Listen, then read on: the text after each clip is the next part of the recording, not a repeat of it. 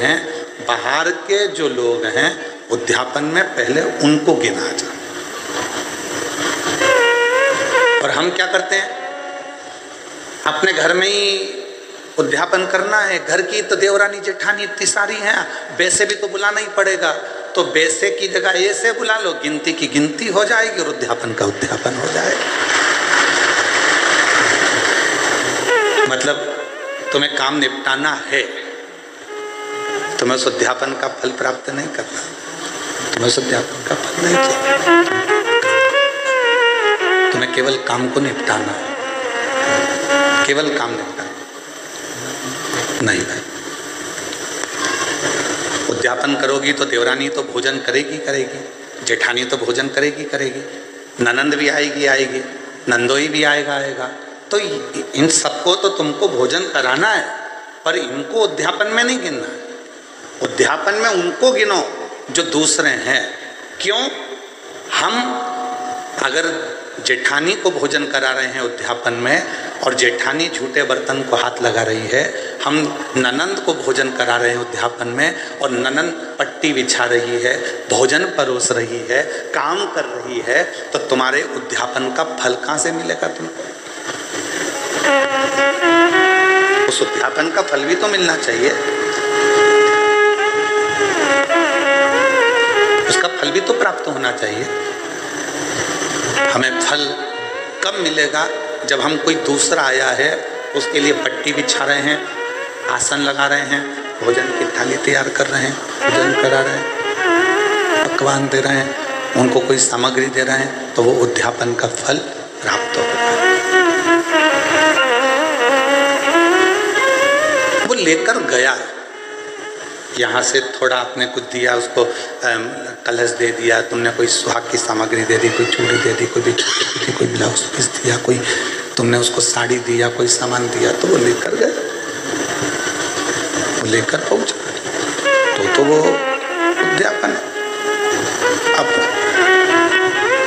तुमको मालूम है कि अगर मैं उद्यापन करूंगी तो मुझे ननंद को तो बुलाना पड़ेगा, मम्मी नहीं मानेंगी। तुमको मालूम है कि मैं उद्यापन करूंगी तो मुझे जेठानी को तो बुलाना ही पड़ेगा, देवरानी को तो बुलाना ही पड़ेगा, जेठानी को बुलाना ही पड़ेगा, मानेंगे नहीं घर के लोग। तो क्यों ना उनको भी उद्यापन में जोड़े में गिन लूँ, और तुमने उनको भी उद्यापन के जोड़े में गिन लिया और विचार करा, मेरे 16 जोड़े पूरे हो गए, मेरे 16 सोमवार का उद्यापन हो गया, अब भगवान शंकर मुझे फल देंगे। शंकर जी सोचे, जितनी चतुर तू है उससे चौगुना चतुर मैं हूँ।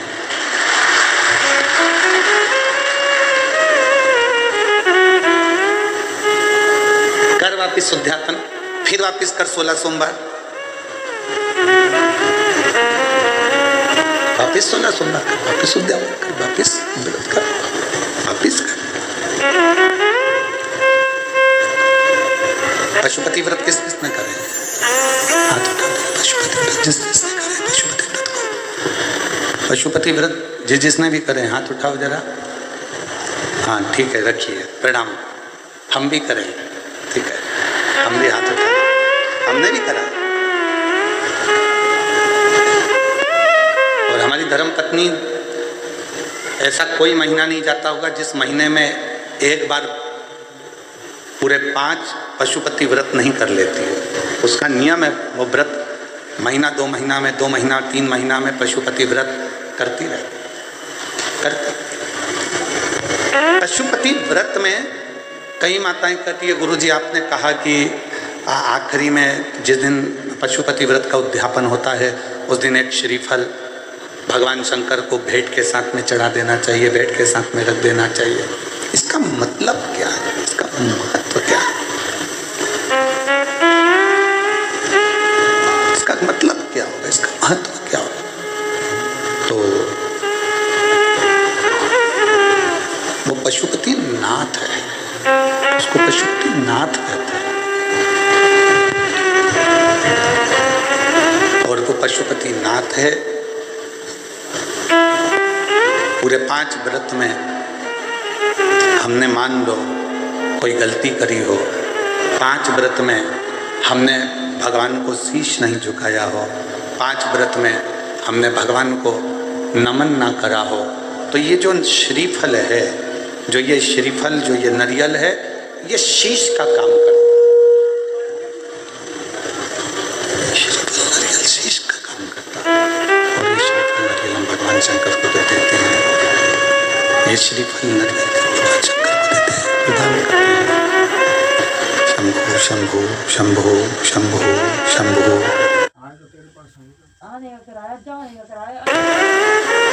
ये नारियल शीश का काम करता है।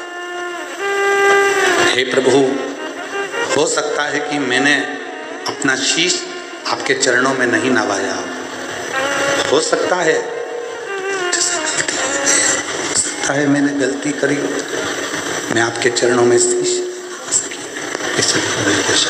इसलिए मैंने ये शीश रूपी नारियल, मैंने ये अपना मस्तक, शंभो शंभो, मैंने अपना ये मस्तक, अपना ये शीश आपके चरणों को नमन करने के लिए,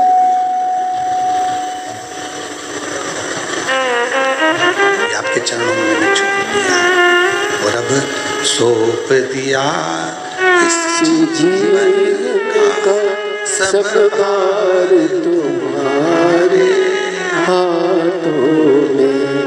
अब सौंप दिया इस जीवन का सब भार तुम्हारे हाथों में है, हार तुम्हारे हाथों में और जीत तुम्हारे हाथों में है, हार तुम्हारे हाथों में और जीत तुम्हारे।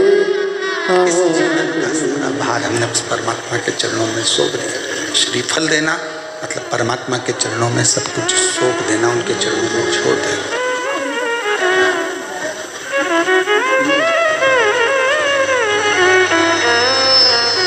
ये जितना,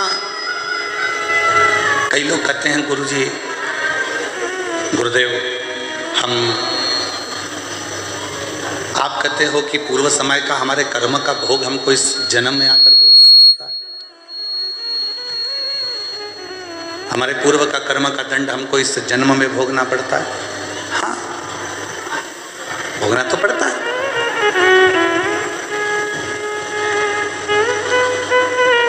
पहले जब हम छोटे थे,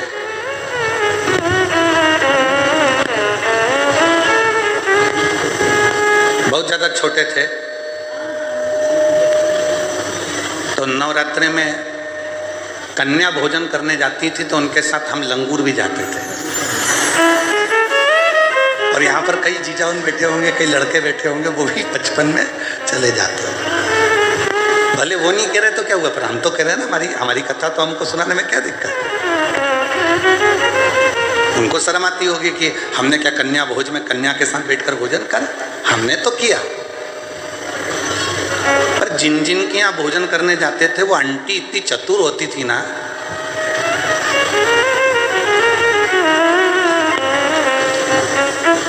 पूड़ी बनाती, हलवा बनाती, सब्जी बनाती।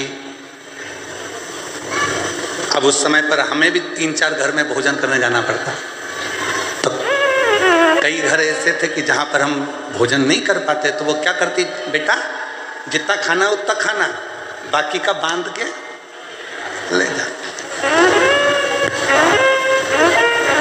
वो आंटी इतनी चतुर थी कि हमें जितना खाना होता था उतना खा लेते थे, और बाद में वो आंटी ऐसे पूरा पत्तल की ऐसी घड़ी बना के उसमें पूड़ी सब्जी सब रख के और हमको दे देती थी, और साथ में विदा में एक केला भी दे देती थी और हम चले जाते।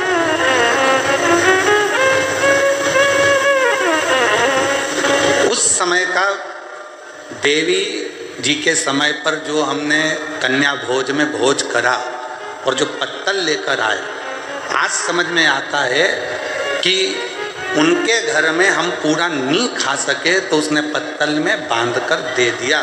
उसी तरह ऊपर भी हमारा कर्म का दंड हम पूर्व जन्म का नहीं भोग सके तो उसने हमारे जन्म के साथ पत्तल में बांधकर अभी दे दिया। ये जितना संसार में आने के बाद हम भोग भोगते हैं, ये हमारे वहाँ पर नी निपटा के आए तो आज हमें भोगना पड़ता। कोई पूर्व का कर्म जो था वो हम नहीं भोग सके तो उसका थोड़ा सा भाग रह गया और वो भाग आज हमको भोगना पड़ा।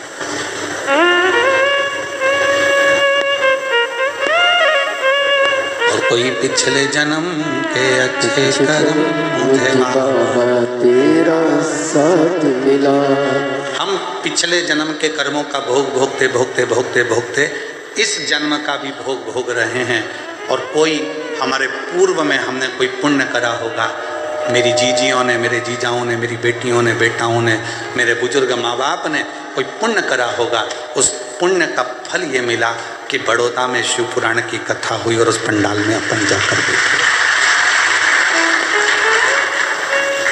ये पूर्व का पुण्य है, पूर्व का पुण्य। कोई अच्छा कर्म हमारी जिंदगी में हमने करा होगा तो वो हमारे सामने आकर प्रकट होगा।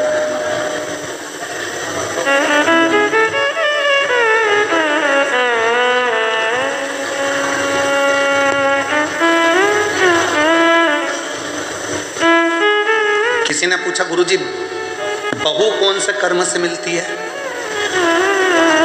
हमने कहा गाय को रोटी खिलाने से।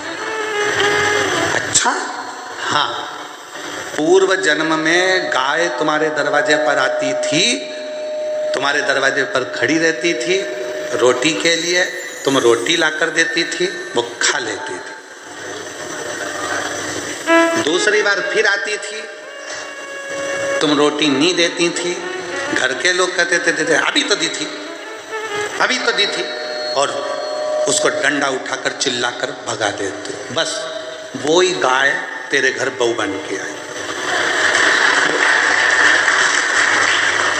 सुबह की चाय दे देती है बहुत अच्छे से, दिन की मांग के दे,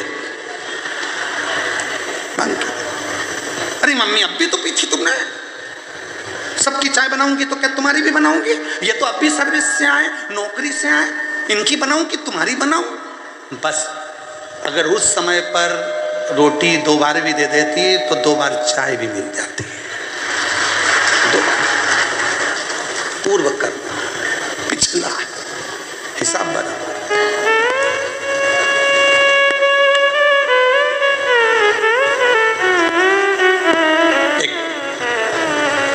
पुरानी कथा बहुत पहले हम श्रवण कराए थे, आज फिर स्मरण में आ गई कि एक राजा के लड़के की शादी हुई और राजा के लड़के की शादी हुई और घर में बहू आ गई। शयन कक्ष में बहू पहुंच गई सोने के लिए। बेटा सो रहा था, पत्नी ने उस राजा के लड़के की तलवार जो निकाली म्यान में से। म्यान इतनी सुंदर है, इतनी सुंदर म्यान, और म्यान में से जैसे उसने सोचा कि म्यान इतनी सुंदर है तो तलवार कितनी सुंदर होगी, जो तलवार निकाली और तलवार की चमक के कारण वो हाथ से छूट गई और राजा का बेटा जिससे उसकी शादी हुई थी वो मर गया। तलवार छूटते ही उसी के ऊपर गिरी और उसका गला कट गया, वो मर गया। उस बहू ने विचार करा कि मुझे मृत्यु दंड मिलेगा, राजा का इकलौता लड़का है। उसने उस राजा के लड़के को खींचा, तुलसी के क्यारे के पीछे ले जाकर उसको पटका और कक्ष में चली गई। सवेरे सवेरे मंदिर में पंडित जी पूजन करने आए और वो चिल्ला चिल्ला कर आवाज लगाने लगी, हाय मेरे पति को मार दिया इस पंडित ने, ये पंडित ने मेरे पति को मार दिया। चिल्ला चिल्ला कर आवाज। राजा के दूत आ गए, पंडित जी को पकड़ कर ले गए, अंतिम संस्कार किया बेटे का। अब दंड देने की बारी आई। राजा ने कहा कि अब इसको दंड सुनाना है, पर इस पंडित ने, इस ब्राह्मण ने मेरे घर के मंदिर की बहुत सेवा करी, इसने मेरे बेटे को क्यों मारा वो पता नहीं। पंडित जी हाथ जोड़कर बोले, महाराज मैंने आपके बेटे को नहीं मारा, मैं सत्य बोल रहा हूँ, मेरी बात पर विश्वास तो करो। कोई नहीं सुना। आखिरी में राजा ने सोचा कि पंडित को मृत्यु दंड नहीं देंगे, जिस हाथ से पंडित ने मेरे बेटे को मारा है उसका हाथ काट दिया जाए। उसका हाथ काट दिया, एक हाथ का रह गया। अब पंडित जी ने मन में सोचा कि मैंने कौन सा पाप करा था ऐसा जो मेरा एक हाथ कट गया। गुरु के पास जाऊंगा, अपने गुरुजी से पूछूंगा कि मैंने पाप कौन सा करा। पंडित जी पहुंच गए अपने गुरुजी के पास में, और जो गए गुरुजी के पास में तो गुरुजी तो घर में नहीं थे, उनकी धर्म पत्नी थी। जैसे ही दरवाजा बजाया, गुरुजी गुरुजी गुरुजी, इतने में पत्नी दौड़ कर आई। कौन गुरुजी? ना जाने कहां से आ जाते हैं चिल्लाने के लिए। मेरे गुरुजी यहीं रहते थे। हाँ, कहीं पर पड़ा होगा तेरा गुरु, चल निकल यहां से। पत्नी चिल्ला कर दौड़ी, पंडित जी चले गए। फिर इंतजार करें मेरे गुरु आएंगे, और गुरुजी आए। दरवाजा बजाया, पत्नी कहीं गई थी, दरवाजा खोला गुरुजी ने। गुरुजी, हाँ बेटा तुम, ये तेरा हाथ कैसे कट गया? वही तो पूछने आया हूं गुरुजी कि मैंने कौन सा पाप करा था जो मेरा हाथ कट गया। मैंने तो राजा के लड़के को मारा भी नहीं, और मुझे ये दंड मिल गया। पर गुरुजी मैं इस सब बात में पूछूंगा, पहले मेरा एक प्रश्न है उसका उत्तर दीजिए। गुरुजी ने पूछा, कौन सा प्रश्न? गुरुजी, मैं सुबह आया था, दरवाजा बजाया था, आपकी धर्म पत्नी ने मुझे खूब गाली सुनाई और आपको भी सुनाई। मेरा कर्म दंड बाद में बताना, पहले ये बताओ कि आपका पूर्व का कौन सा कर्म था जो ऐसी मिली है? ये मिली आपको, आप तो इतने विद्वान पंडित जी, इतने विद्वान गुरुजी, और आपकी पत्नी ऐसी मिली है। तब गुरुजी ने कहा, देख बेटा, ये मेरे पूर्व जन्म की बात है। पूर्व जन्म में ये गधी थी, मैं कौवा था। इस गधी की पीठ पर वजन ढोते ढोते ढोते ढोते घाव हो गया। घाव के कारण एक फोड़ा हो गया था। मैं कौवा उड़ कर आता था, इसकी पीठ पर बैठकर इसके घाव को खरोदता था। घाव खरोदते खरोदते वो गधी इतनी परेशान हो गई कि मेरे कारण बस वो भागकर हरिद्वार चली गई। मैं उसको ढूंढता ढूंढता कौवे की योनि में हरिद्वार पहुंच गया, और फिर वो गधी मिल गई। मैंने फिर उसकी पीठ को खरोदा, वो दौड़कर गंगा जी में कूद गई। मैं भी गंगा में कूद गया, मर गए। मरे तो मैं इसका पति बना और ये मेरी पत्नी बनी। उस समय पर मैं अपनी चोंच से इसको खरोदता था, अब ये अपनी चोंच से मुझे खरोद, अब ये अपनी चोंच से मुझे खरोद रही। गुरुजी, ये तो मैंने सुना, पर मेरा हाथ क्यों कटा? मैंने कौन सा कर्म करा? तो कहा, पूर्व समय में तुम एक संत थे, बैठे थे, तुमने नियम लिया था कि मैं सत्य बोलूंगा और सत्य के सिवा कुछ नहीं बोलूंगा। सत्य बोलने का नियम लेकर तुम बैठ गए, और उसी समय पर एक कसाई के हाथ से गाय छूट कर भागी। तुम तब कर रहे थे, गाय तुम्हारे सामने से निकल गई। कसाई ने आकर तुमसे पूछा, तुमने मेरी गाय देखी है? तुम्हें सत्य बोलना था,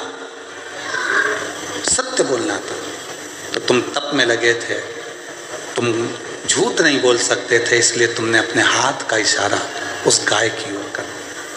कसाई गया, गाय पकड़ी, उसको मार दिया। जो कसाई था वो राजा का लड़का बना, जो गाय थी वो बहू बनी, और उस कसाई ने उस गाय को काटा था तो उस बहू के हाथ से तलवार छूटी, और वो कसाई जो राजा का लड़का बना था उसको कटना पड़ा। और तूने हाथ का इशारा कर कर बताया था गाय का स्थान, इसलिए तेरा यह हाथ कटा है, इसलिए तेरा हाथ। कोई पूर्व का कर्म हमारा ऐसा होता है जिसको हमें भोगना होता है। कई लोग कह देते हैं हम मंदिर जाते हैं, इसके बाद भी हमें दुख पीछा नहीं छोड़ता, हम भगवान का भजन करते हैं फिर भी दुख पीछा नहीं छोड़ता। हमारा पूर्व का हम जो कर कर आए हैं वो तो, हम जो वहाँ पर भोजन नहीं कर पाए तो पत्तल बांध कर लाए हैं, वो तो खाना पड़ेगा। वो तो लाए हो ना बांध कर, तो उसको तो भोगना ही है। पर कुछ अच्छे कर्म कर कर, जब हम कुछ अच्छा कर्म करना प्रारंभ करते हैं तो हमारा कर्म श्रेष्ठ होते चले जाता। महाराज,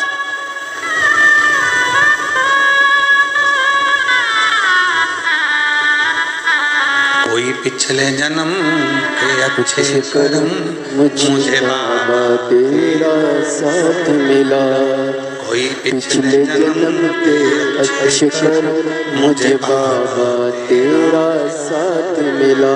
जहाँ सारी दुनिया झुकती है, जहाँ सारी दुनिया झुकती है, मुझे वो आली दरबार मिला, दरबार मिला। कोई पिछले जन्म के अच्छे कर्म मुझे बाबा तेरा साथ मिला। कोई पूर्व का कर्म होगा जो हम भोग रहे हैं। इसलिए शिव महापुराण की कथा कहती है अपने बच्चों को मंदिर जाने की आदत डालो, अपने बच्चों को एक लोटा जल ले जाकर शिव मंदिर में भेजो, अपने घर के एक एक बच्चे को शिवालय तक भेजने का प्रयास करो। क्यों? हम तो खैर वो नहीं पहनते जो तुम लोग ये शर्ट पहनते हो बटन वाली, हम नहीं पहनते हैं। हम तो ये बांधने वाली पहनते हैं, ढीली हो जाए तो कस लो। अब तुम्हारी तो जो फिटिंग है वैसी की वैसी पहन लो, भले ढीला ढिल्ला हो। पर जितने लोग भी वो कमीज पहनते हैं, वो शर्ट पहनते हैं, वो बटन वाली शर्ट पहनते हैं, उनको मालूम है अगर एक बटन ऊपर की ही गड़बड़ हो गई तो नीचे तक सारी बटन बोलो बोलो जम के गड़बड़ रहेगी। एक बटन अगर सही लग गई तो जितनी भी बटन है वो सब सही हो जाएगी। एक बटन अगर आड़ी टेढ़ी हो गई तो सारी बटन आड़ी टेढ़ी हो गई। उसी तरह यदि बचपन आड़ा टेढ़ा हो गया तो जवानी अधेड़ी और बुढ़ापा भी आड़ा टेढ़ा हो। बटन पहले नंबर की अगर सही है तो बाकी की बटन भी सब सही है, सब सही।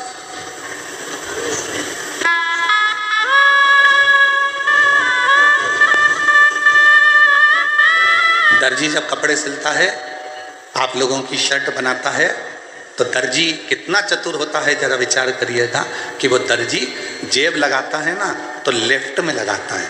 कहाँ लगाता है? लेफ्ट, उल्टी साइड, क्योंकि उसको मालूम है हार्ट इधर ही है, दिल इधर ही है। उसने जेब क्यों लगाई? किसी दर्जी से पूछना कि ये जेब क्यों लगाई तूने? तो कहा पैसा रखना है तो नीचे की जेब में रखना, मोबाइल रखना है तो नीचे की जेब में रखना, और अगर कभी जिंदगी में भगवान का प्रसाद मिल जाए, बेलपत्र मिल जाए तो दिल के पास रखना, हार्ट के पास, दिल के पास। इसलिए उसने जेब भी, एक दर्जी भी अगर जेब लगा रहा है शर्ट में तो उल्टी साइड पर लगा रहा है जहाँ हार्ट है, जहाँ दिल है, क्योंकि उसको मालूम है भगवान का प्रसाद जितना दिल के करीब में होता है उतना हार्ट आनंदमय रहता है।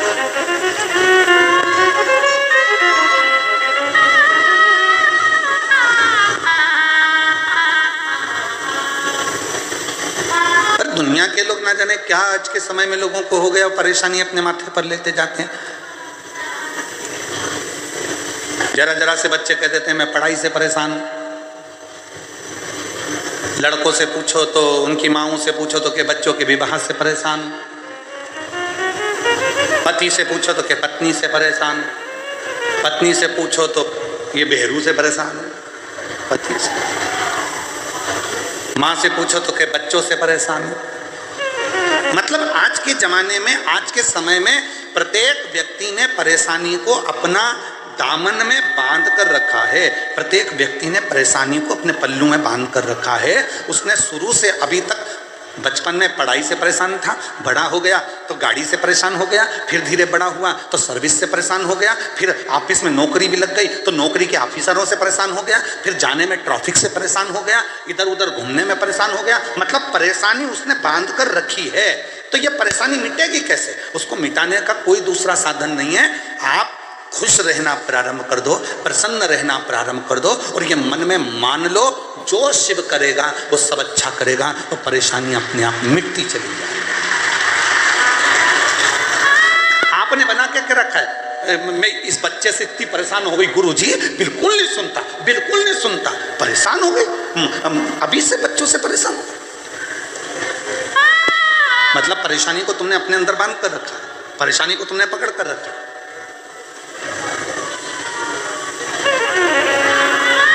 यहाँ आज कथा में सूरत में जिन्होंने कथा करवाई थी, सम्राट भाई पाटिल आए हुए हैं। कहाँ बैठे? अच्छा, पहली कथा जो सूरत में कराई थी आपने, बड़ी सुंदर कथा कराई। एक बार जोरदार ताली बजाकर आपको बहुत बहुत साधुवाद। विराज,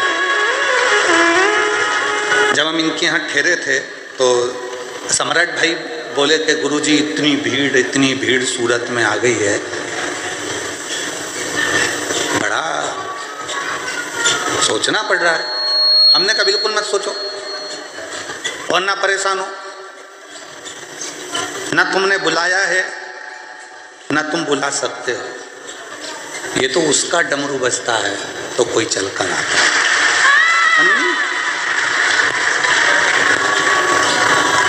जब सौंप दिया इस जीवन का सब भार तुम्हारे हाथ में, संपूर्ण जीवन का भार तत्व जब हम परमात्मा को सौंप देते हैं तो फिर हमारा कुछ भी नहीं, कुछ। और मेरी जीजियों, फिर निवेदन है, तुम बेटी को अपनी बेटी मानते हो, तुम बेटे को अपना बेटा मानते हो, बिल्कुल मत मानो। शंकर जी के मंदिर में तुम्हारे बेटे की शादी नहीं हो रही, तुम्हारी बेटी की शादी नहीं हो रही, अशोक सुंदरी वाली जगह पर जाकर हाथ रखकर 7 बिंदी लाल चंदन की लगाकर हाथ रखकर कह दो कि ये मेरा बेटा, इसका नाम ये है, इसका ये गोत्र है, ये मेरी बेटी, इसका नाम ये है, इसका ये गोत्र है, ये तेरी औलाद है, मैं शादी नहीं करूंगी, तुझे करना है, तुझे संभालना है, फिर वो संभालेगा।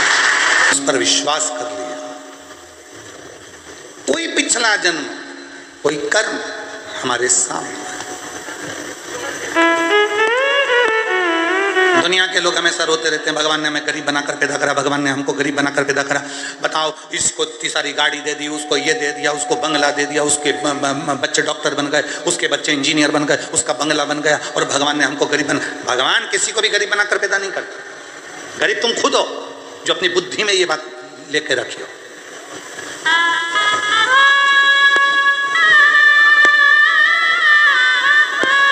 हम ढलना नहीं सीख रहे।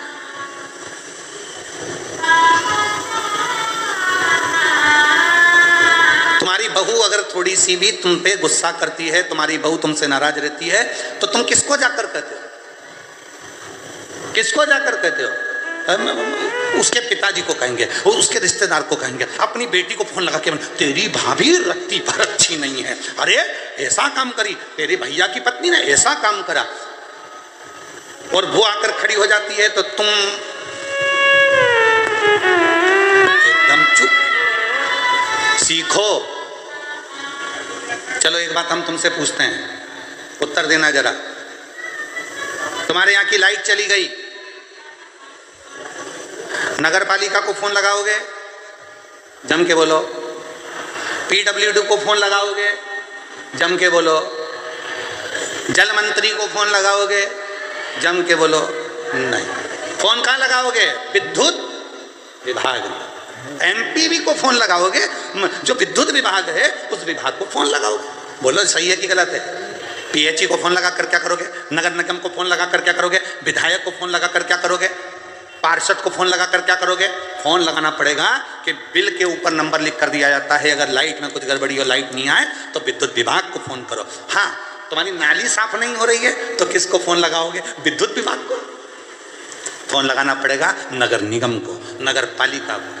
तुम्हारे घर पानी नहीं आ रहा, फोन लगाना पड़ेगा PHE को, जल विभाग को। अब तुम लाइट गई, नगर पालिका को फोन लगा रहे हो, नाली खराब है, विद्युत विभाग को फोन लगा रहे हो, तो वो सुधरने वाली नहीं है। उसी तरह यदि गलती बहू की है तो सबको कहना बंद कर दो, एक कमरे में बैठकर बहू से बात करो। नगर पालिका की गलती है तो नगर पालिका से कहो, विद्युत विभाग की गलती है तो विद्युत विभाग से कहो, बेटे की गलती है तो बेटे को बुलाकर बात करो। और जगह जगह जगह जगह फोन लगा रहे हो, साहब हमारी लाइट चली गई, साहब हमारी लाइट चली गई, साहब हमारी बहू ने ये कर दिया, साहब हमारी बहू ने वो कर दिया, तो दुनिया करेगी क्या? याद रखना, शादी में 1000 व्यक्ति को बुलाओ, वो 1000 खाकर जाएंगे, पर जब तुम्हारे घर में उत्पात मचेगा, बहू बेटे का झगड़ा होगा, वो 1000 में से एक को भी बुलाकर बैठा दो। जो तुम्हारे यहाँ 200 की 500 की थाली खाकर गए हैं, प्लेट निपटा कर गए हैं, गाजर का हलवा, चम्मक लड्डू, कुल्फी, गुड़िया का बाल, सब खा के चले गए, अब घर में धमाल मच रहा है, मैं मेरे मामा जी को बुलाता हूँ, अभी बताता हूँ, उसके रिश्तेदार को बुलाता हूँ, अभी बताता हूँ, सब फोन लगाते रहना, कुछ नहीं होगा, कोई नहीं आएगा, आखिरी में तुम्हारा झगड़ा तुमको ही मिटाना पड़ेगा। इसलिए नगर पालिका की गलती है तो नगर पालिका से कहो, विद्युत विभाग की गलती है तो विद्युत विभाग से कहो, उसी तरह बेटे की गलती है बेटे को कमरे में बुला समझाओ, बहू की गलती है बहू से कहो। अब बहू की बात पड़ोसन से करे, अड़ोसन से करे, धड़ोसन से करे, जो घर में मिलने आए, मौसी आए उससे, नानी आए उससे, सबसे कहती फिर रही है और सोचे कि नगर पालिका का काम विद्युत विभाग करेगा, बिल्कुल नहीं करेगा। समझ में तो आ रही है ना कथा? आ रही है ना? हाँ, गलती किसकी है हम उसको बताएं। अब हम गलती वाले को तो गलती बताते नहीं है, हम बहू की बुराई सब जगह करते हैं पर बहू से बात नहीं करते कि बेटा मेरे को ये चीज़ अच्छी नहीं लग रही है। तो बहू भी समझाएगी मम्मी कोई बात नहीं, अगर आपको ये चीज़ अच्छी नहीं लग रही है तो मैं सुधारने का प्रयास करूँगी, सुधारने का प्रयास। बेटा मुझे ये अच्छा नहीं लगा, मैं सुधारने का प्रयास करूँगा। शिव कथा कर रही है, भगवान शंकर का चरित्र कर रहा है, शिव महापुराण की कथा कर रही है, देवादिदेव महादेव का चरित्र कर रहा है। ध्यान देना, जिस समय पर तारकासुर सामने आकर खड़ा हो गया था, तारकासुर, और जिस समय पर तारकासुर आकर खड़ा हुआ, तारकासुर ने सम्मुख में आकर मां जगतजननी जगदम्बा अंबा पार्वती जी को ललकारा, उनकी सुंदरता देखकर उनकी ओर मोहित होकर उनको पाने का प्रयास करने लगा। मां आद्यशक्ति जगतजननी जगदम्बा दुर्गा को, मां भवानी को पाने का प्रयास करने लगा।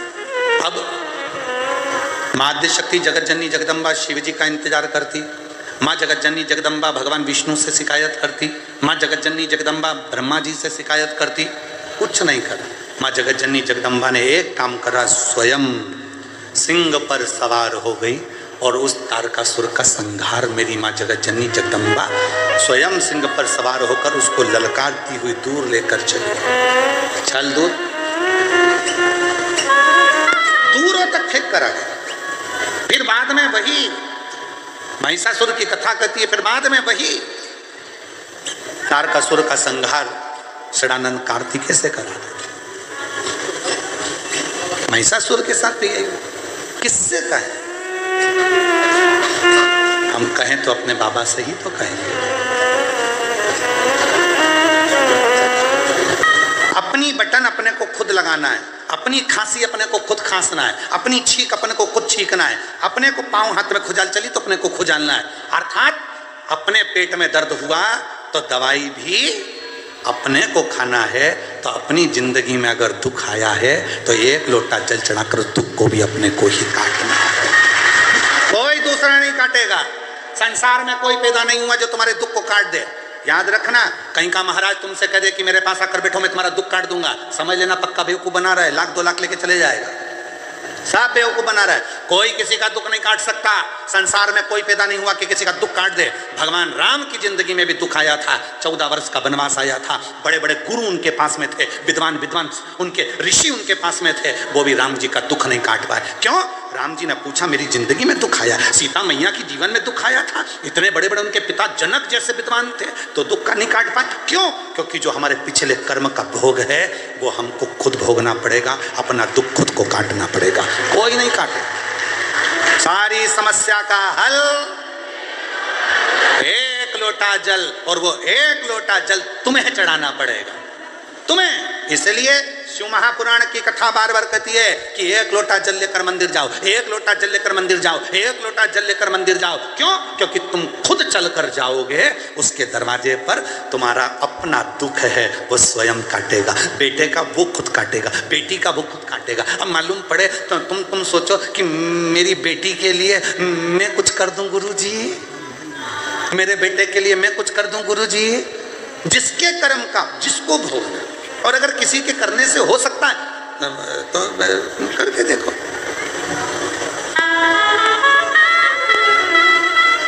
शादी में कौन कौन जाते हैं? हाथ उठाओ जितने लोग शादी में जाते हैं, जम के हाथ उठाओ जरा सभी लोग। हाँ उठा लिए, धर लो वापिस। शादी में खाना खाते हो, भोजन करते हो, हाथ तो उठाओ। हाँ ठीक है।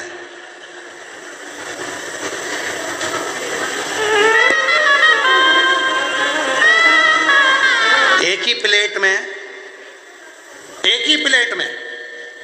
एक ही गुलाब जामुन की कटोरी, एक ही गाजर के हलवे की कटोरी, उसमें दोनों पति पत्नी खा लेते हो? जम के तो बोलो। गाजर का हलवा दोनों को अलग अलग खाना है। समोसा पति भी खाएगा, पत्नी भी खाएगी। इसकी प्लेट अलग, इसकी प्लेट अलग। ये खाएगा, इसका पेट भराएगा, वो खाएगी, उसका पेट भराएगा। तो मंदिर भी सबको जाना चाहिए। पर कई लोग विचार में रहे, गुरुजी जब दान करने का नंबर आता है, कहीं 150 रुपए चढ़ाना होते हैं, तो माताएं सिर पे पल्लू लेके पति को टच कर लेती है। टच। हमने पूछा इससे क्या होगा? 50-50। तो हमने कहा ठीक है, अब मिल कहीं की शादी में, और जो शादी में मिली उसके हाथ में प्लेट थी पति के हाथ में, हमने उसकी पत्नी से कहा टच कर ले, वो खाएगा तुझे मिल जाएगा। समोसा वो खाएगा मिलेगा तुझे, गाजर का हलवा वो खाएगा मिलेगा तुझे। अपनी आइसक्रीम अपने को साफ करना है, अपना दुख अपने को मिटाना है, दूसरे की सामर्थ्य का नहीं। ये तुम लोग जो ढोंग प्रपंच में फंस जाते हो, आडंबर में फंस जाते हो, कहीं का आकर कह देता मेरे पास आकर बैठो, मैं तुम्हारी पूरी जिंदगी संवार दूंगा, मैं तुम्हारा दुख मिटा दूंगा। उसका भापड़े का तो खुद नहीं मिट रहा जो तुम्हारा मिटाने चला। और किसी के पास जाओ और वो कह दे तुम्हारा दुख मैं मिटाऊंगा, तो उसको कह जाना एक लोटा जल चढ़ा ले, तेरा खुद मिट जाएगा। सारी समस्या का हल एक लोटा।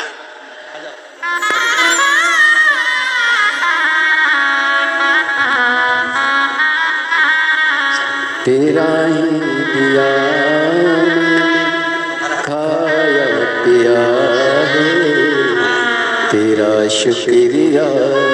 यही बेटी है और बहुत हाइपर रहती थी, बहुत ज़्यादा अपना भोजन भी ना कर पाती थी, पानी भी ना पी पाती थी। पर सीहोर के लाए हुए रुद्राक्ष का पानी शिव को चढ़ाकर बेटी को देना प्रारंभ करा, और आज बाबा की कृपा से इतनी समझदार हो गई कि चलकर कथा की व्यासपीठ तक आई है। जोरदार ताली बजाओ।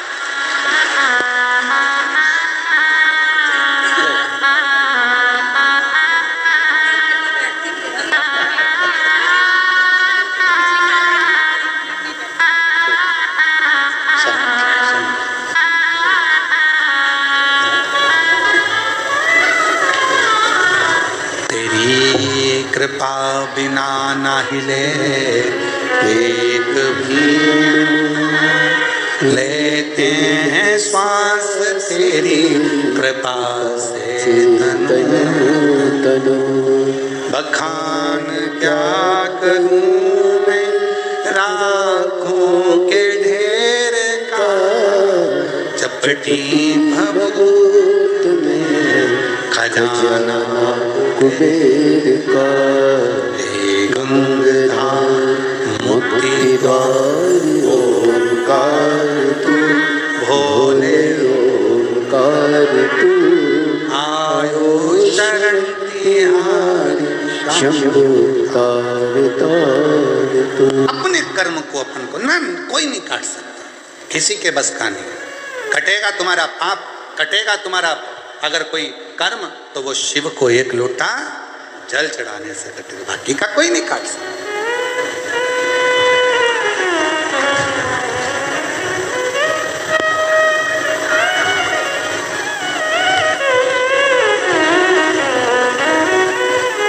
वो कहते हैं ना,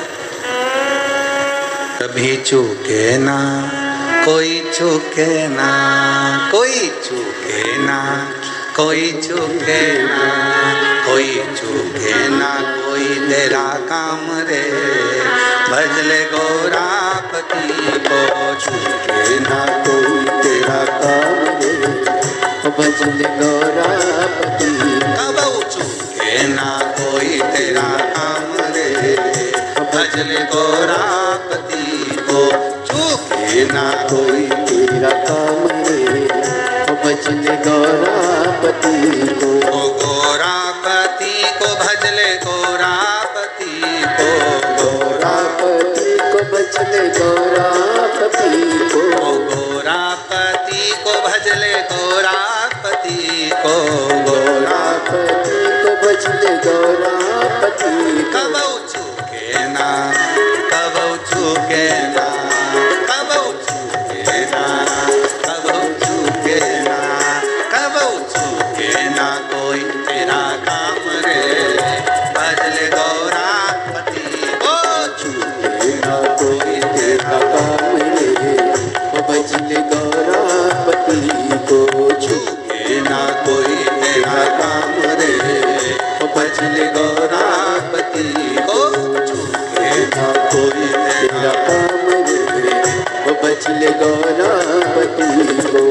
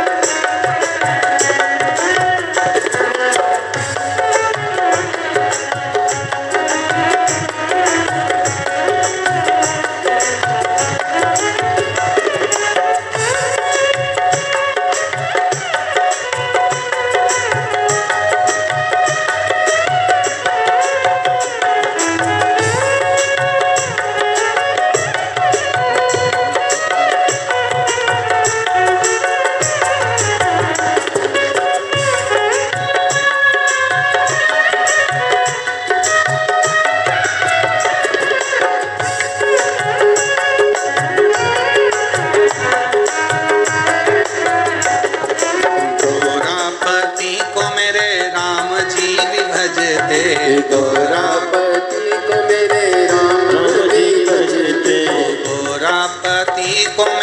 राम जी भी भजते, गौरापति को मेरे राम जी भजते। अरे मिल गया उनको मिल गया, हाँ जी मिल गया उनको मिल गया, ओ जी मिल गया लंका का राज रे, भजले गौरापति को मिल गया लंका का राज रे, ओ भजले गौरापति को मिल गया लंका का राज रे, भजले गौरापति को मिल गया लंका का राज रे, ओ भजले गौरापति को।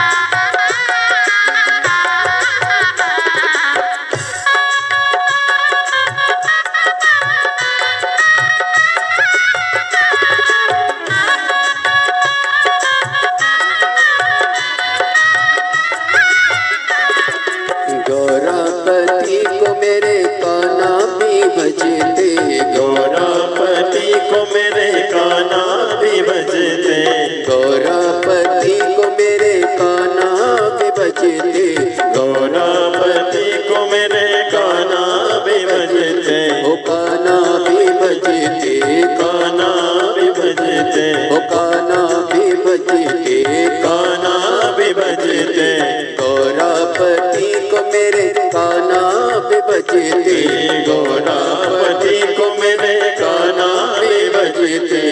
मिल गया ओ मिल गया,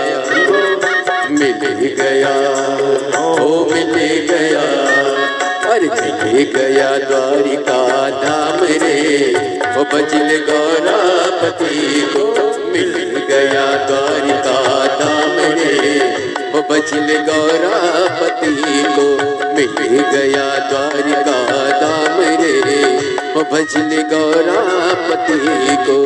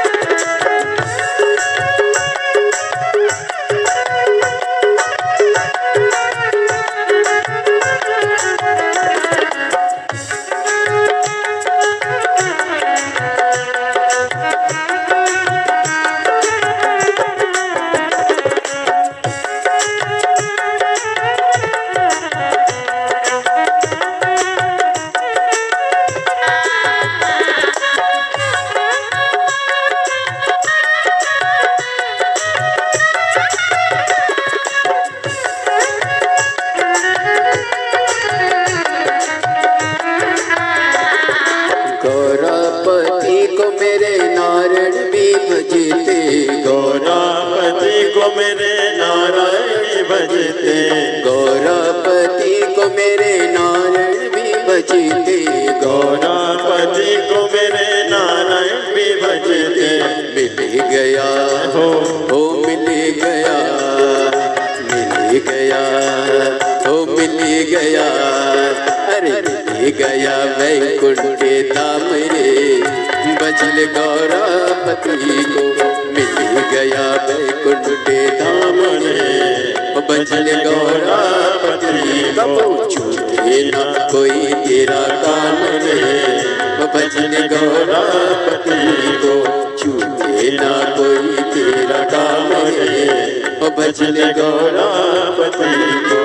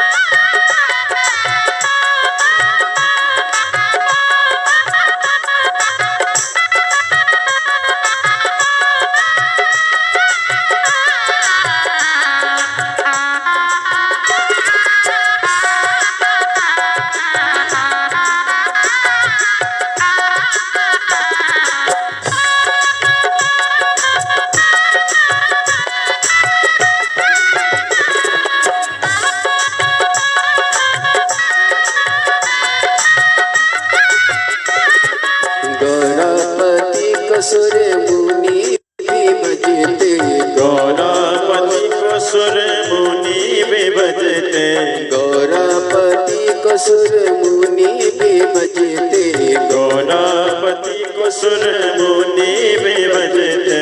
मिल गया शंभो, मिल गया, मिल गया हो मिल गया, अरे मिल गया कैलाश धाम रे।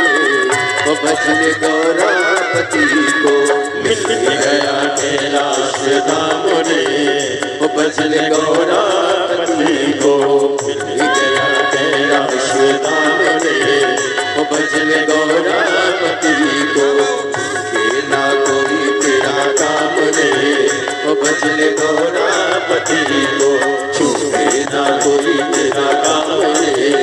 बजले गौरापति, बजले गौरापति को, बजले गौरापति, बजले गौरापति को, बजले गौरापति, बजले गौरापति को, बजले गौरापति को, बजले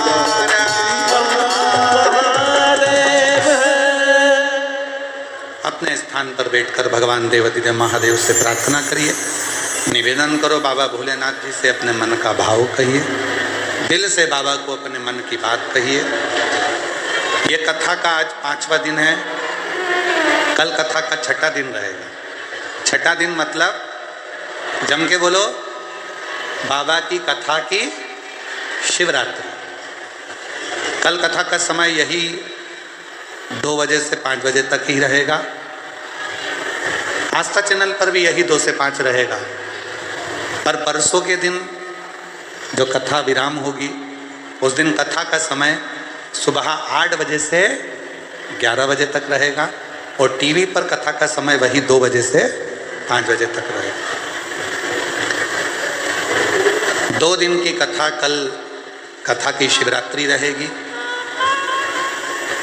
दिल से शिव भक्त बाबा से अपने मन की बात कहेंगे, हृदय से प्रार्थना करेंगे और परसों के दिन सुबह 8 बजे से 11 बजे तक कथा होकर विश्राम हो जाएगी।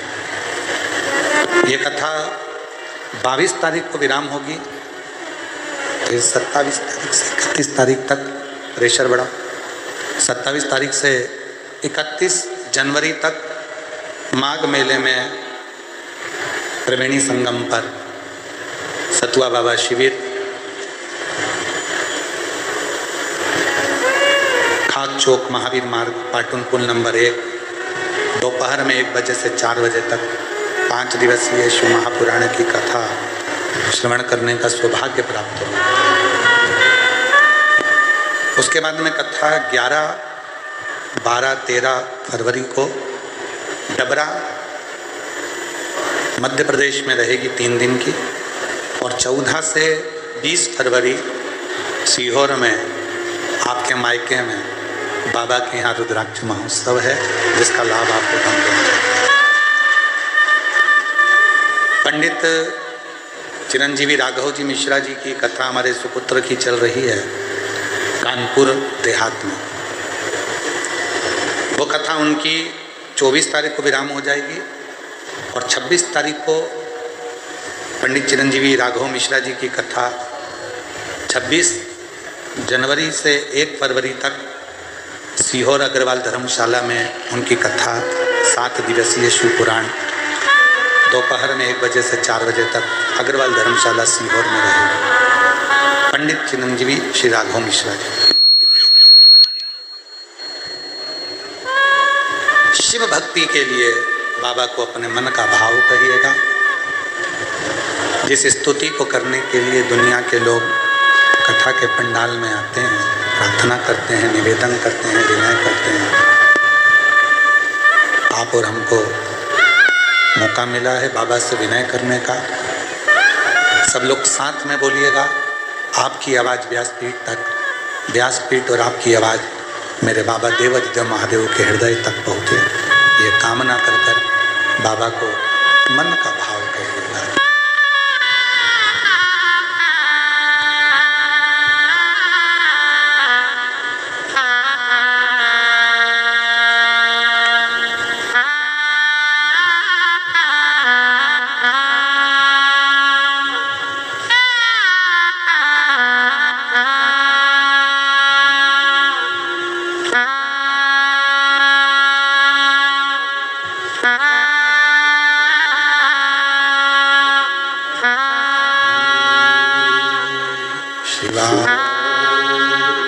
नमस्तु श्री शिवाय, नमस्तु श्री शिवाय, नमस्तु श्री शिवाय, नमस्तु श्री शिवाय, नमस्तु भोला सब दुख का ओ सब दुख का शिव शंकर जगत तेरी माला, भोले बाबा तेरी माला, भोला सब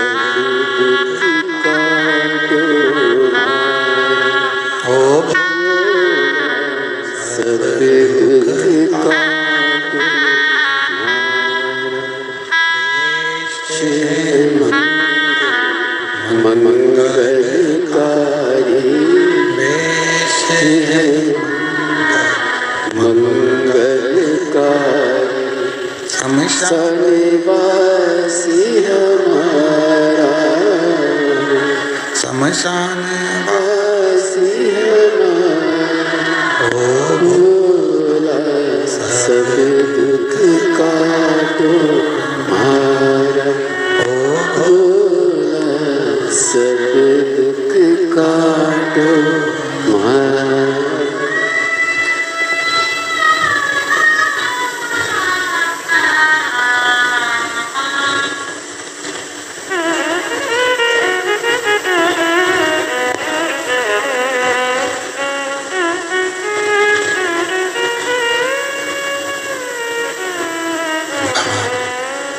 देवादिदेव महादेव भगवान शिव उगड़दानी तो कालदक्षी कैलाशी विनाशी भगवान शंकर की पवित्र कथा कर रही है। शिव महापुराण की कथा वर्णन कर रही है। शिव तत्व कह रहा।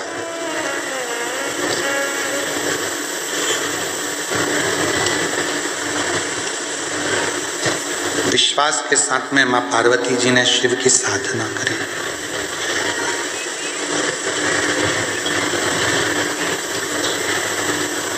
शिव साधना का सबसे पहले जो फल मिलता है वो नेत्रों को मिलता है। शिव साधना का सबसे पहले अगर कोई फल मिलेगा तो वो नेत्रों को मिलेगा।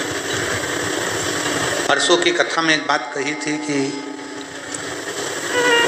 कोई अच्छा कार्य जब होने वाला होता है तो तुम्हारे नेत्रों में स्वप्न में शिवजी खुद शिवलिंग के रूप में दर्शन देते हैं या कथा के रूप में दर्शन देकर तुम्हारे कार्य को सफल करना प्रारंभ करते हैं।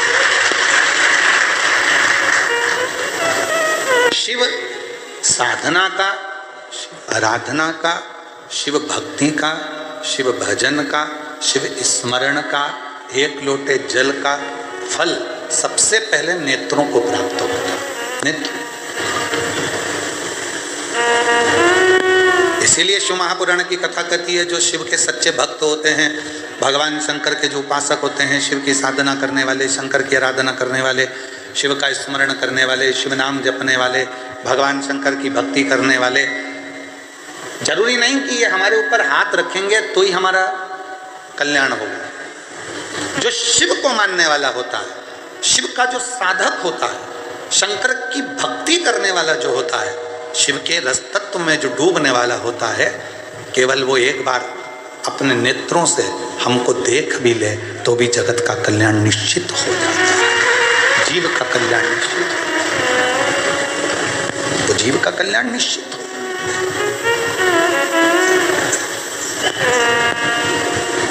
वो एक लाइन आप लोग गुनगुनाते हो ना, एक नजर कृपा की कर दो सांवरिया गिरधारी, और निर्धन की झोली भर दो ओ भोले त्रिपुरारी,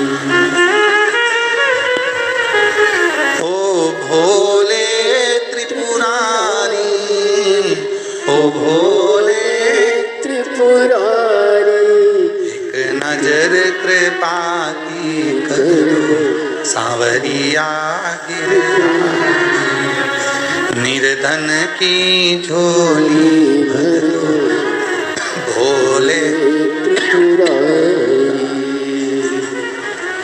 शक्ति से कहते हैं, भगवान शंकर से कहते हैं थोड़ा सेट कर दे बाबा, मिठास डाल दो थोड़ी सी। शिव से कहते हैं, भगवान शंकर से कहते हैं, केवल एक दृष्टि हो जाना, नजर पड़ जाना भी बहुत है। केवल नजर और कुछ भी नहीं।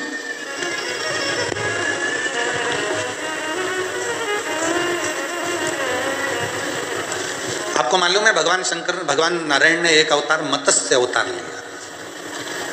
जम के तो बोला लिया कि नहीं लिया? मत्स्य अवतार भगवान शिव जी ने, भगवान नारायण ने लिया।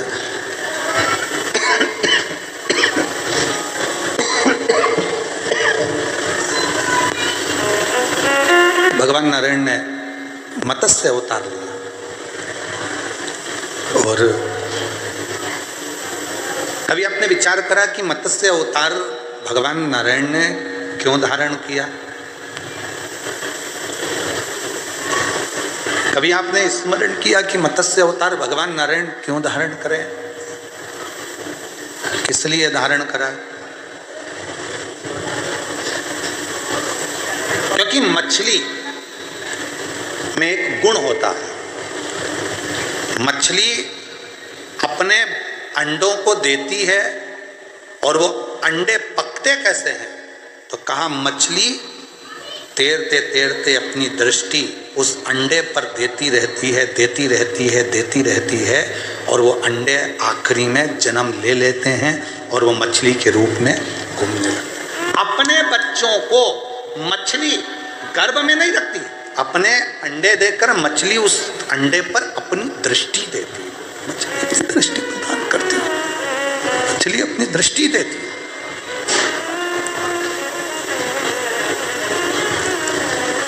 वो मछली अपनी दृष्टि दे रही होती है और अंडों पर मछली की दृष्टि पड़ती है।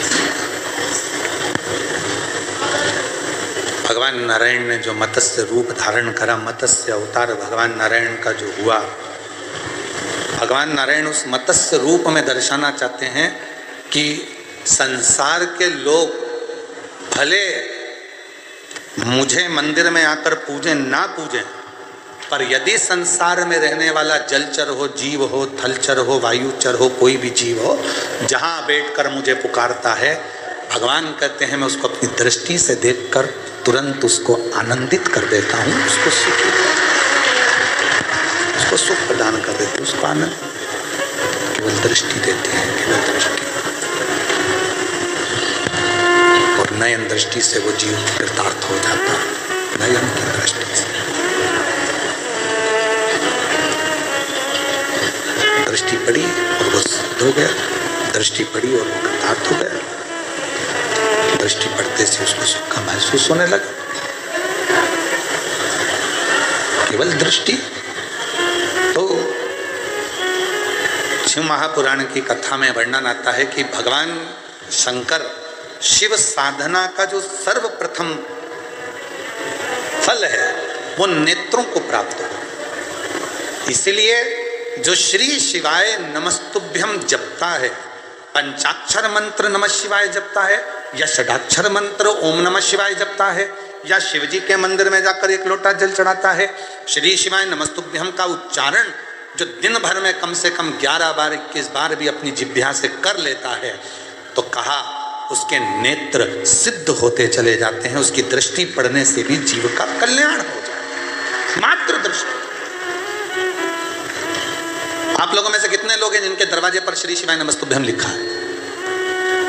बहुत बढ़िया, रखना चाहिए। हमने पहले भी कथा में कहा, अपने घर के दरवाजे पर श्री शिवाय नमस्तुभ्यम की पट्टी चिपका दो, लगा दो, अंदर भी बाहर भी चिपकाओ, जिससे कोई आया है तो दरवाजा खुले उससे पहले वो दरवाजे पर पढ़ ले श्री शिवाय नमस्तुभ्यम। और जानते समय दरवाजा बंद है उस पर भी आपकी एक पट्टी चिपकाओ, जिससे जो व्यक्ति निकल कर जाएगा दरवाजा खुलने से पहले श्री शिवाय नमस्तुभ्यम पढ़ेगा और पढ़ने के बाद घर से निकल कर जाएगा। क्यों? अगर जिंदगी में कोई अड़चन, कोई दुख, कोई परेशानी, कोई कष्ट भी अगर आ रहा होगा तो मंत्र के उच्चारण से वो समाप्त हो जाएगा। श्री शिवाय नमस्तुभ्यम का मतलब है शिव जी को मैं नमस्कार करता हूँ, प्रणाम करता हूँ और शीश झुकाता हूँ, नमन करता हूँ। नमः शिवाय का मतलब भी यही है, मैं शिव को नमन करता हूँ, प्रणाम करता हूँ। भगवान ओम नमः शिवाय का मतलब भी यही है कि ब्रह्मांड के रचयिता भगवान शिव को मैं नमस्कार करता हूँ, प्रणाम करता हूँ। श्री शिवाय नमस्तुभ्यम का मतलब भी यही है, मैं शिव को नमस्कार करता हूँ, प्रणाम करता हूँ, नमन करता हूँ, प्रणाम करता हूँ, नमन करता हूँ, नमस्कार। घर से निकलो तो शिव को नमस्कार करते हुए और घर में प्रवेश कर रहे हो तो शिव को नमस्कार करो।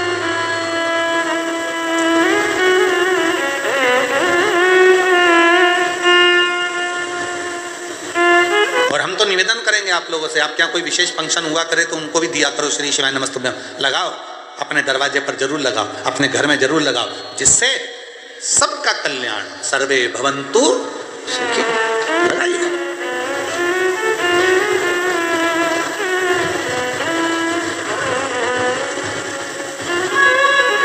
उसका फल मिल एक प्रकार का, शंकर की अविरल भक्ति जीव को फलित होती है, फल जरूर देती है। शिव उदारता का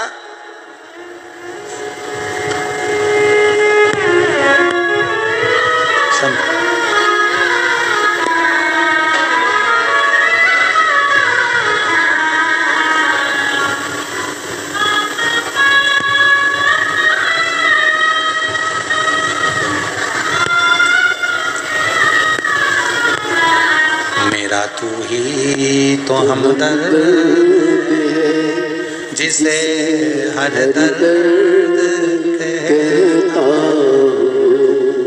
मेरा तू ही तो हमदर्द है, जिसे हर दर्द कहता हूँ। शिव से अपने मन की बात करो, हृदय की बात करो, शिव स्वीकार करो। पार्वती मैया ने जैसे ही तप करा, साधना करी, जो मां आद्य शक्ति पार्वती जी ने शिव को पाने के लिए जो साधना करना प्रारंभ करा, उस साधना का फल सबसे पहले पार्वती को स्वप्न में भगवान शिव का दर्शन होना प्रारंभ। नेत्र, इसलिए मेरी जीजियों हमेशा याद रखो, कोई शिव भक्त के पास जाओ, कोई शंकर जी के भक्त के पास अगर पहुंचो तो निवेदन है, कहना नहीं कि मेरे सिर पर हाथ रख दो, कहना एक बार देख लो, एक बार बस दृष्टि डाल दो, एक बार अगर कृपा की दृष्टि होगी तो फल अपने आप मिलना प्रारंभ हो जाए, अपने। और एक नजर कृपा की कर दो सांवरिया, निर्धन की झोली भर दो, ओ भोले त्रिपुरारी, ओ भोले त्रिपुरारी, ओ भोले त्रिपुरारी, ओ भोले त्रिपुरारी। एक नजर कृपा की कर दो, ओ भोले त्रिपुरारी। बाबा की एक दृष्टि, एक नजर, शिव भक्त की केवल दृष्टि बहुत बहुत कितना करे। पार्वती जी को स्वप्न दिखने लगा, स्वप्न।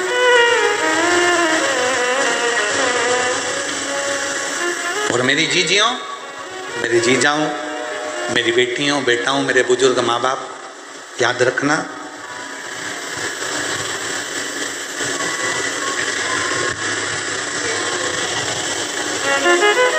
अपने आप को कभी गरीब भी मत समझना और अपने आप को कभी कमजोर भी मत समझना।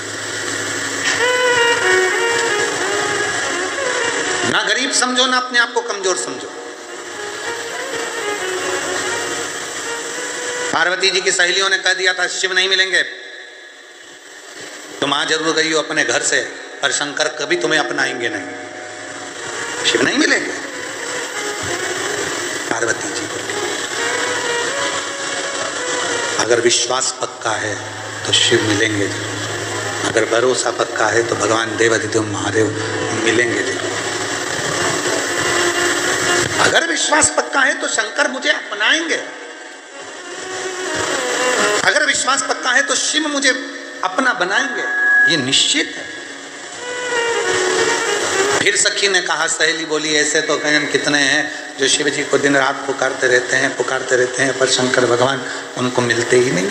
पार्वती जी कहती है वो और होंगे, उनका मैं पक्का नहीं कह सकती, पर मेरा पक्का कहती हूँ कि मेरा भरोसा, मेरा विश्वास दृढ़ है। भरोसा यदि मेरा पक्का है तो शिव मुझे जरूर मिलेगा। पार्वती जी ने जो तप साधना प्रारंभ करी तो देवाधिदेव महादेव का सबसे पहले पार्वती जी को स्वप्न में दर्शन, सबसे पहले स्वप्न में दर्शन। और हमने पहले भी कथा में कहा है, आप सभी को आज फिर कहते हैं, मेरी जीजियों, तुम्हारा काम ना चल रहा हो, व्यापार ना चल रहा हो, बहुत कर्जे में लदालूम हो गए हो, बहुत तकलीफ की ज़िंदगी चल रही है, ना मान मिल रहा है, ना सम्मान मिल रहा है, ना आदर मिल रहा है, ना ही कोई कदर करता है, और ना ही जगह जगह की ठोकर खा खा कर थक गए हो, तो निवेदन है, एक बेलपत्र, एक कनेर का फूल, एक दुर्वा, एक चावल का दाना, और वो चावल का दाना भी लाल चंदन में भींगा हुआ। जलाधारी का मुख होता है उत्तर की ओर, आप दक्षिण की ओर आराम से बैठो, श्री शिवाय नमस्तुभ्यम बोलकर, अपना नाम गोत्र बोलकर, अपनी कामना कर कर, एक बेलपत्र, एक कनेर का पुष्प, एक दुर्वा, एक चावल का दाना जिसको तुमने लाल चंदन से भिगोया है, वो शिवलिंग पर उत्तर की ओर मुख कर कर दक्षिण में बैठकर बाबा को सोमवार की सोमवार प्रदोष काल में, मतलब शाम का जो सूर्य डूबने का जो समय होता है, बस उसी प्रदोष काल के अंतर्गत यदि घी का दीप जलाकर बाबा को अगर एक बेलपत्री, कनेर का पुष्प, दुर्वा और लाल चावल चंदन का अगर चढ़ाना प्रारंभ कर दिया, 5 या 6 सोमवार निकलेंगे, धीरे धीरे मेरा बाबा तुम्हारा हाथ पकड़कर तुम्हें मंजिल तक छोड़ना प्रारंभ। नहीं चल रहा व्यापार, नहीं चल रही फैक्ट्री, नहीं चल रही दुकान, बहुत तकलीफ की जिंदगी है, कोई पैसे खाकर भाग गया, नहीं दे रहा, कर्जे में डूब गए, तकलीफ में आ गए, कैसी भी समस्या है उसमें शिव की शरणागति आपको सुख देगी। आडंबर में नहीं जाना, कोई कह दे मैं तुम्हारे पैसे निकलवा दूंगा, कोई के मैं ये कर दूंगा, कोई के मैं वो कर दूंगा, फालतू की बात, ये सब व्यर्थ है। अपन ने किसी को पैसा दिया है तो अपना पैसा अपने को लाना पड़ेगा, कर्जा अपन ने किया है तो उस कर्जे को भी अपने को ही भरना पड़ेगा, तो मेहनत भी तुम्हें खुद करना पड़ेगा, जल भी तुम्हें खुद चढ़ाना पड़ेगा। ये सीहोर में जो रुद्राक्ष उत्सव होता है, 1-2 महीने तक रुद्राक्ष वितरण बंद हो जाता है। 15 जनवरी से रुद्राक्ष वितरण बंद हो गया, 15 मार्च तक बंद रहेगा, रुद्राक्ष नहीं मिलता उस समय पर, क्योंकि रुद्राक्ष उत्सव होता है तो 7 दिन तक जो बाबा का प्राचीन पुराना जो शिवलिंग है, उस शिवलिंग के ऊपर रुद्राक्षों को समर्पित किया जाता है। जो जितने करोड़ों रुद्राक्ष साल भर बटते हैं, उनको 7 दिन के अंदर बाबा के मंत्रों का प्रयोग कर कर जो रुद्राक्ष सिद्ध किए जाते हैं, जिसको तुम तांबे के कलश में गलाकर उसका पानी पीते से ही बीमारी से ठीक हो जाते हो, लोगों के कार्य बनना चालू हो जाते हैं, बच्चे की मन बुद्धि विद्वत्ता की ओर बढ़ जाती है, उस रुद्राक्ष में अपने आप बल उस कार्य से आ जाता है। बाबा का जो प्राचीन शिवलिंग है उसका दर्शन तो खैर आप लोगों को नहीं होता है, पर जो अंदर बाबा का जो प्राचीन भाव है उस पर उस जहाँ हम लोग दीपावली के दूसरे दिन जो खजाना बंटता है वहाँ वहीं चढ़कर वहीं का खजाना दिया, वहीं का खजाना चढ़कर दिया पूरी। और सीहोर का रुद्राक्ष किसी बाजार में नहीं बेचा जाता। कुबरेश्वर धाम का रुद्राक्ष केवल कुबरेश्वर धाम पर मिलता है, उसका ना तो कोरियर होता है, ना उसको बेचा जाता है, ना कहीं बाहर उसको लेकर जाया जाता है। हम भी उसको साथ में लेकर किसी को देने के लिए नहीं लेकर जाते, हम भी साथ में लेकर देने के लिए नहीं लेते। सीहोर का रुद्राक्ष, कुबरेश्वर धाम का रुद्राक्ष, कुबरेश्वर धाम से निःशुल्क सुबह 10 बजे से शाम को 5 बजे तक मिलता है, पर अभी बंद है मिलना। 15 मार्च के बाद फिर चालू हो जाए, वो वहीं प्राप्त होता है। बाबा से हाथ पसार कर लाया जाता है, विनय करी जाती, विनती करी जाती है, फिर वो अपना असर देता है। कोई तुमसे कह दे कि मेरे पास में सीहोर का रुद्राक्ष मैं 50 रुपए में दूंगा, 100 रुपए में दूंगा, व्यर्थ की बात है, सब झूठ, सब झूठ। कुबरेश्वर धाम का रुद्राक्ष केवल कुबरेश्वर धाम पर निःशुल्क आओ, ले आओ, विनती करो, बाबा के सामने झोली पसार कर विनय करो, वहीं से प्राप्त। झूठ प्रपंच में ना, भक्ति करो, दर्शन शिव देता। नेत्र बंद करे माँ पार्वती जी कह रहती हैं, मुझे मालूम है मेरा शिव मुझे जरूर मिलेगा, मेरा शंकर मुझे जरूर मिलेगा, उनको मालूम।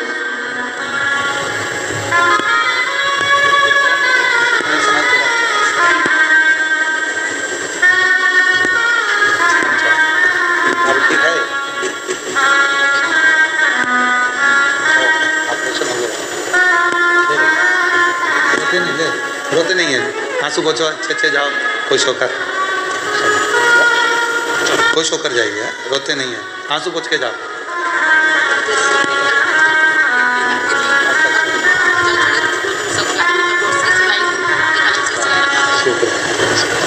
श्री श्री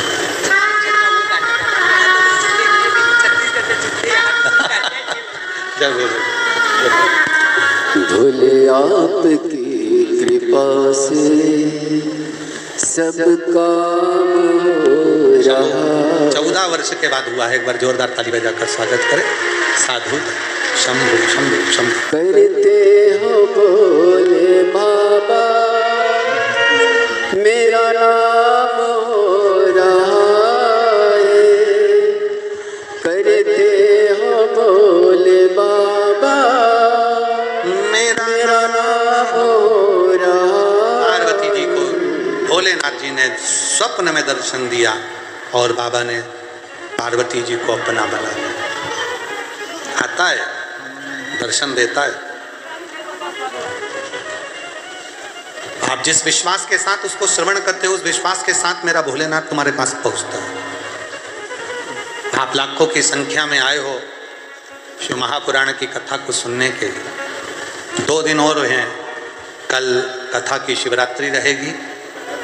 और हमारा तो जितने बड़ौदावासी हैं उनसे भी निवेदन है, आप दिन में अगर कथा में नहीं आ पाए तो रात्रि को इन शिव भक्तों का दर्शन करने के लिए जरूर आया करो। इन शिव भक्तों का दर्शन रात्रि के समय पर भी करने के लिए आप आएं और विनय करें, निवेदन करें, विनती कर कर इस भूमि को नमन कर कर।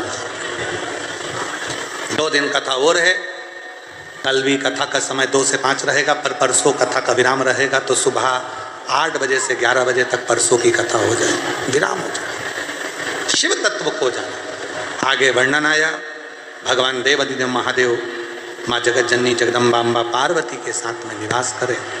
शिव जी ने पार्वती को अपना बनाया, अपना।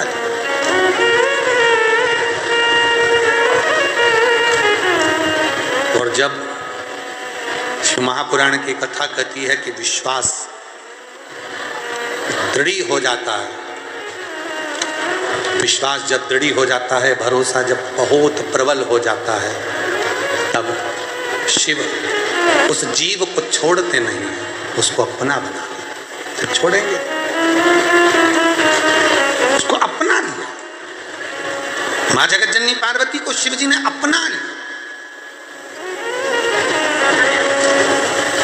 छोड़ा नहीं है। माँ जगत जननी पार्वती जी जैसे ही भगवान शंकर की आराधना में लीन होती हैं और भगवान शंकर पार्वती जी को अपना बना लेते, और उन्हीं पार्वती जी को काशी का भ्रमण कराते कराते अशोक वृक्ष की साक्षी में, और वो पार्वती जी को जब अकेला छोड़कर शिव जाते हैं किसी कार्य के लिए, तो पार्वती जी अशोक सुंदरी को प्राप्त कर लेते। भगवान देवाधिदेव महादेव